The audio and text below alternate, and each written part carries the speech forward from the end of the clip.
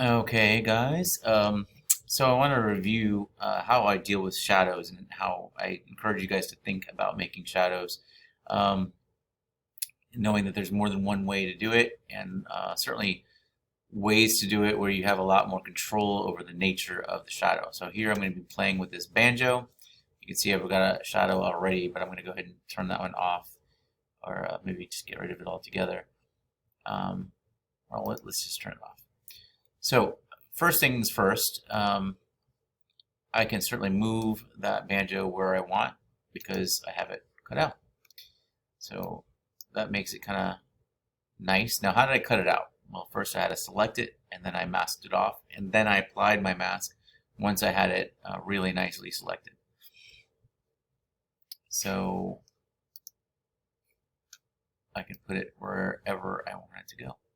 Now notice also that it's in front of the chair, which means it's above the layer that has my chair on it, which is layer 6. Now here's my method for making shadows. What I do is I select my object. So let's deselect it for now. And let's talk about how you can select it very quickly, very easily.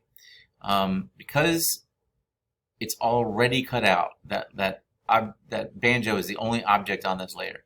If I hold the command key and I click on the layer thumbnail, I'm going to immediately select it, just like that.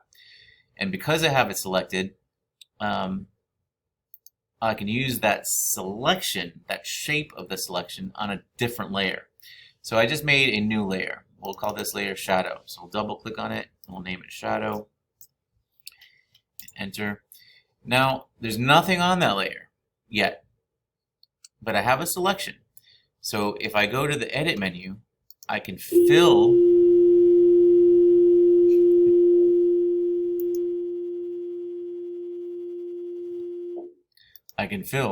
that layer in with my foreground color, which happens to be black, or I have some other options here. We're going to want to fill it with black. So I could just use my foreground color. That's the color that's in front, and click OK. So this gives me what will become my shadow. So let's go ahead and deselect that. Now obviously I'm not going to want it to be directly in front of my banjo. In fact, I want it to be behind my banjo. So right now that layer is on top, is in front. So that's going to have to go down below and underneath. Second thing is, let's position the things where we want them to go. So if I want my banjo, here I'm using the move tool, to sort of sit here on the floor in front of my chair as if leaning on the wall, something like that perhaps. Then the shadow is going to have to go behind that. Now let's think about this for a second. If the shadow is on the wall and the wall is straight up and down vertical, then it stands to reason, especially if the banjo is leaning up at an angle against the wall, that shadow really ought to be vertical on that vertical surface.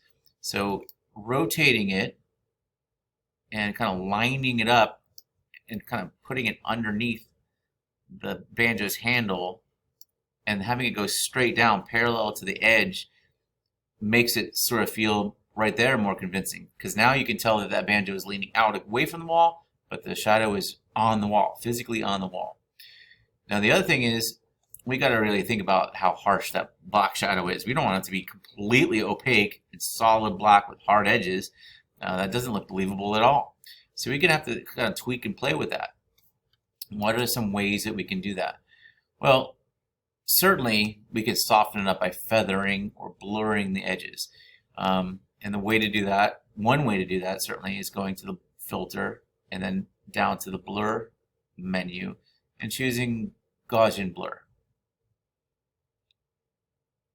And that right there looks a lot better. Quite frankly, I like it around there. Maybe let's pop it up to 8 and see if that looks even more effective. I think that looks pretty good. Okay, now the opacity is another problem Well, I can go to the opacity on this layer and dial that back. I might even play with the blend modes and see which blend mode looks best. Right now it's a normal. Does it look different or better with darken? It's the same. Multiply, same. Maybe overlay. Ooh, I don't really care for that. It looks weird when it goes over the clouds. Maybe soft light. It's quite subtle. I kind of like that. That looks good. I might move it over a hair. I don't know, I feel like it's a little bit too close and not quite straight up and down. Okay, so I like how that's going. Now I probably could leave that as is, and you might buy that as a shadow. Now, if I really want to take it to the next level, I think we'd have to think about the fact that this object is getting closer to the wall and then farther away from the wall, and because of that, the shadow would change as the banjo moves away from the wall. So to really add that idea, I think I'm going to sort of have this gradually get lighter or more transparent as the shadow moves down towards the ground, because it's moving farther away. The intensity of the shadow would lessen, and to do that, I'm going to add a layer mask. And remember, with masks, whatever is dark is transparent, whatever is white is visible. So if I want a gradual change in darkness, or excuse me, in transparency towards the bottom and opaqueness towards the top, then I can use a gradient. And that means that if I pull a gradation or a gradient from bottom to top, there you go. So that means that the dark part is at the bottom and the whiter part is at the top, and depending on how far I pull, the more gradual, more abrupt that change will occur. And I would encourage you to play with where you start and stop that. Like, so I might even start my gradation down here, even below the picture, and say, oh, I want to go a little bit higher with that, and therefore it's a little bit not quite as sharp as a transition. You'll have to play with that. You have to eyeball it. The beautiful thing about masks is you can always come back. You can always change them. You're not married to it at all. You can change your mind.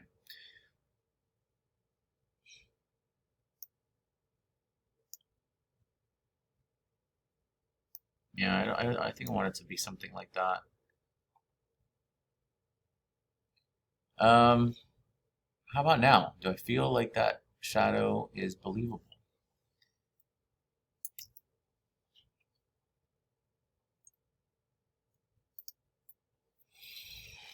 Yeah, I think that looks pretty good. So that's my method for shadows. I hope that helps. Give it a try.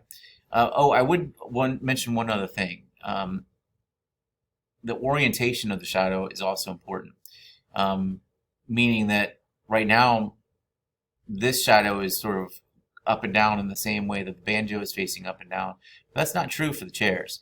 I made shadows for both of these chairs. Let's take a quick look at that so you can sort of see what that looks like, because I had to flip those upside down entirely. So let's see if I can show that off a little bit here. What would be the best way to see that? It's hard to see it with that floor being all wonky.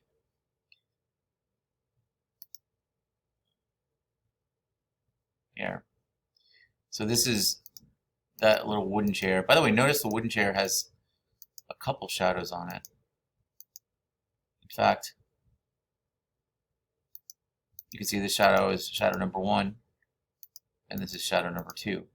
Both of these shadows are made the exact same way as I made the banjo. I selected the chair, filled it with black, moved the shadow over, lowered the opacity, changed the blend mode, added a blur, all that kind of stuff. However, the difference is this. This shadow is oriented the same way as the chair. In fact, let's turn the banjo off so you can sort of see what we're talking about. So this shadow right here, it's the exact shape of the chair, only soft, blurred out, less opaque. this one is the shape of the chair, except for flipped over and inverted, kind of like reversed in terms of direction. Maybe if I turn that all the way up, you can see what I'm talking about. And I had to distort it and angle it. So to get it sort of to go away from that light source, which is pointing at that same direction. So you can see that the line of the shadow is facing opposite where the light source is coming from. So that's a choice that I think helps this be significantly more believable. Actually, I like it a little bit more intense now that I'm thinking about it. Maybe that king's chair too. The shadow is a little bit on the weak side. So here you can see this is the shadow shape of that chair, and that's at 34%. Maybe popping that up gives it a little bit more there-ness. And when I flip those shadows over, you know, I really did distort, warp, pull things around to sort of meet the chair. Maybe I should show you quickly what that looks like. Do I have time? Here, let's play with that real quick. So let's say I wanted to make a shadow for the king's chair on the ground, facing away from that light source of that open doorway. So step one, select the chair. Command key, click the thumbnail, just like that. Step two, I'm going to make a new layer underneath that chair. I'm just going to fill in that selection with black. Edit, fill, foreground color, okay. Now currently you can't see anything because that shape that I just filled in is underneath the same exact shape of the chair. But we're going to change that. Let's just start by flipping it upside down. So I'm going to grab my selection tool. I'm going to right click, choose free transform, right click again, and flip it vertically. So it's going to, instead of facing up, it's going to be facing down. And we can sort of move that into place a little bit. Now already you might notice I got kind of a little bit of a problem here.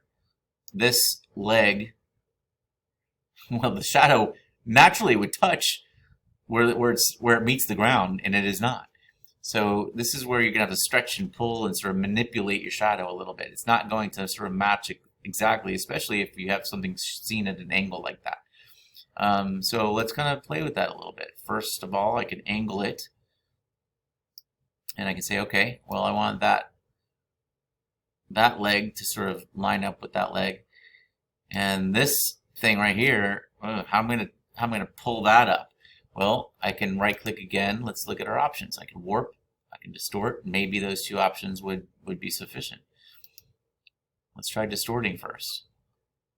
Remember, when you're distorting, you can sort of push and pull. You can also hold the command key when you're grabbing these handles, and that will let you bend things at an angle and do all kinds of weird stuff like that. So I can pull that up all the way so that foot meets that leg right there. Maybe I can grab this corner and bring it back down.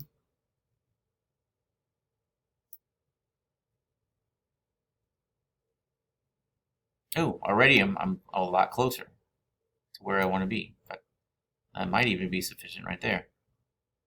It doesn't, by the way, this is not the kind of thing where it has to be exactly perfect because we're going to blur it out anyway. So let's try that. Let's leave it where it's at. That looks pretty good, I think. And let's zoom in a little bit here. Let's use the space bar to kind of pull back. And let's deselect it altogether. So that'll kind of give us an idea. Okay, I can see where that might be successful. Let's go ahead and apply our blur. Blur, Gaussian blur. And let's use the same setting as I had before, which is 8 pixels. Let's change our blend mode. What did we have before? Hard light seemed to be a pretty good one.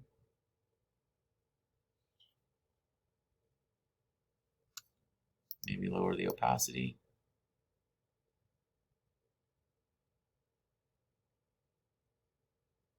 And there's kind of coming into play. There's a little white bit that I'm not too crazy